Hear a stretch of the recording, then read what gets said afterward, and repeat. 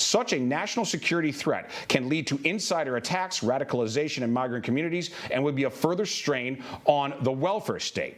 He continued, those Afghans threatened by the Taliban can be sent to our regional partners in the Middle East for vetting. The vast majority of the refugees should be taken to Qatar, the United Arab Emirates, and Turkey. So, Congressman, I ask you, is Joe Kent right? Is that the correct policy path for the United States regarding those who are leaving Afghanistan? Well, first of all, thanks for having me on, and thanks for focusing on this important topic. And let me just say one thing before we start.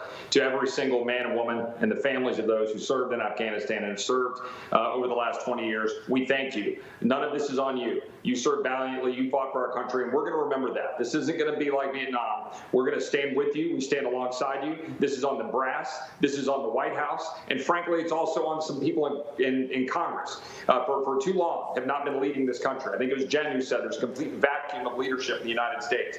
And if you want to take these two issues together, what we're seeing in the Middle East, what we're seeing in Afghanistan, and now what we're seeing at our southern border, while Joe Biden and Vice President Harris, to the extent she even matters at all, Secretary Mayorkas, or anybody involved with our southern border besides the brave men and women of Border Patrol, they're completely leaving our border wide open and exposed. We have terrorists coming in. We have China pushing fentanyl into our country.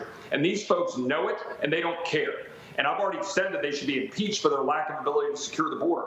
And now, because of their complete incompetence, their willful disregard for enforcing what we should be doing in Afghanistan and how we should have left without leaving so many assets and endangering our country and leaving 10 to 15,000 Americans still looking to figure out how to get out. And now they're focusing on importing people from Afghanistan when we still have 10 to 15,000 Americans over there. Look, for the SIVs, for the people that I know stood alongside, I think one of you said it, who sat next to our men and women in uniform and bled alongside of them, absolutely we want to honor our commitment to make sure that they're taken care of. But at the end of the day, we don't need to be bringing in a large number of people unvetted into the United States without figuring out where to bring them, figure out how to vet them, and do the right thing. But first and foremost, let's focus on the 10 to 15,000 Americans who are stuck while the White House is so cowardly running away and leaving them stranded.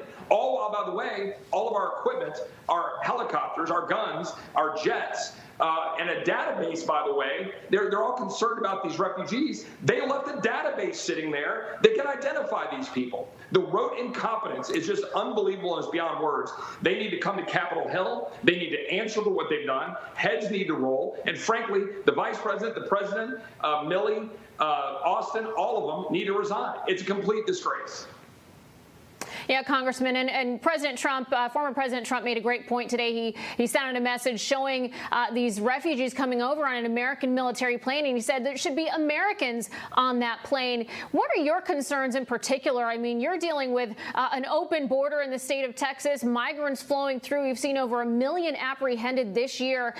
You think the terrorists are well aware that our border, our southern border, is essentially wide open? Yeah, of course they are. They're well aware of it, and now the whole world knows it because we're seeing people pour across our border every day, while this administration doesn't give a whit about the people in Texas or the people in this country who are getting decimated by fentanyl pouring into our communities, our young men and women, people of all ages, that are dying because of fentanyl and other overdoses.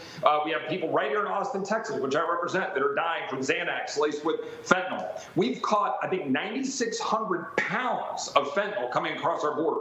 DPS in Texas, up into our communities, have caught well over 100 pounds of fentanyl compared to 10 pounds last year. Why does that matter? Because that stuff is dangerous, it sticks, and it shows that our Border Patrol are overwhelmed, outmanned, outgunned. They're running processing facilities to move people through because the Biden administration doesn't care. They're happy to do it. Sure. They're trying to just drive people completely into our country at risk to them for political benefit to Democrats. It is an absolute abhorrent thing to do, and it's deeply un-American, and we should frankly, toss out Secretary Mayorkas. That's why I've called for his impeachment, and we should be moving forward to try to stand up to secure our borders, and I'm glad that some governors are trying to do that.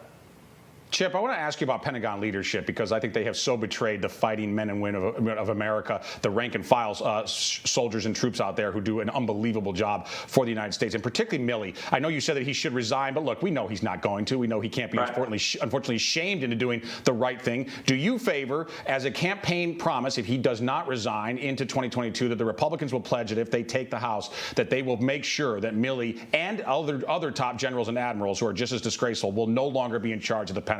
Briefly, if you would, please, Chip. Yeah, absolutely. We need to clean house in the Pentagon. That's absolutely clear. Look, I didn't wear the uniform, so I seek guidance from the people in my district, the people that I trust, and my colleagues who did. And so I've been talking to them over the last week, and it is an absolute disgrace. And what Milley said today, it's incomprehensible. My colleague Mark Green said it very well. He put out a video saying, you go right now. You go get those Americans. You get the resources you need right now, get them and bring them home. And if you can't do that, you resign. And I think we ought to talk to him about resignation generally. But right now, you have one job. Go get those Americans. And if you can't do that, you need to get out of the Pentagon and stop doing the job you're doing. And Congressman, before we go, 30 seconds, if you will, we got to keep it quick here. But many, of course, calling on President Biden to resign. I don't think we're going to see that happen. But your colleague over on the Senate side, Rick Scott, even suggesting the 25th Amendment. Your thoughts? Yeah, I think it's absolutely incomprehensible what the president's been doing, hiding at Camp David, now going to Delaware. Today, coming and lecturing us and saying that they're going to come in and try to step in the way of governors about what's happening in masks in schools when we've got 15,000 Americans in Afghanistan. You go to hell, Mr. President. I have no interest in having you say what we're doing in Texas when you're doing that to American soldiers who bled and fought for this country that are over in Afghanistan. And I got to tell you what, the Congress needs to do their job. We have a 20-year-old authorization of force, and that's part of the problem. We should be voting, debating, and amending and changing and deciding what we're going to do and send a clear signal to the world that we're going to stand up against terrorists and that we're going to do it on our terms, not in a 20-year extended authorization of forcing. So Congress needs to do their job, too. Congressman Chip Roy, so glad to have you with us tonight. Thank you for joining us.